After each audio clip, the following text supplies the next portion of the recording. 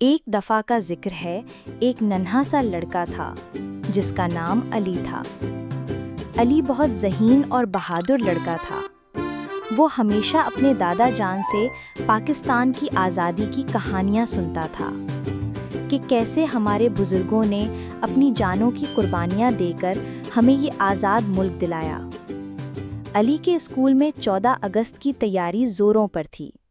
सब बच्चे मिल्ली नगमे सीख रहे थे और स्कूल को सब्ज़ व सफ़ेद झंडियों से सजा रहे थे।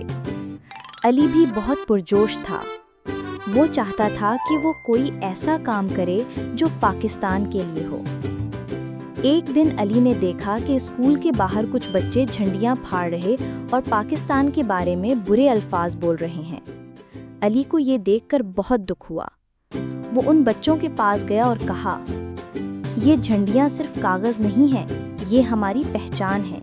ये वो परचम है जो हमें उन लोगों की कुर्बानियों की याद दिलाता है जिन्होंने हमें आज़ादी दिलाई। बच्चे हैरान हो गए और अली की बातों से शर्मिंदा हो गए। फिर अली उन्हें स्कूल के हॉल में ले गया और अपने दादा जान की कहानी सुनाई कि कैसे उनके बड़े भाई ने 1947 में एक आज़ादी के जुलूस में शिरकत की थी और आज़ादी के नारे लगाते हुए अंग्रेज़ों के हाथों ज़ख्मी हो गए थे। बच्चों ने अली से मुआफ़ी मांगी और सारी झंडियां उठाईं और वादा किया कि आइंदा वो ऐसा नहीं करेंगे। उस दिन अली को स्कूल की 14 अगस्त की तकरीब में नन्हा सिपाही का खिताब दिया गया, क्योंकि वो अपने वतन की इज्जत के लिए सबके सामने खड़ा हुआ था।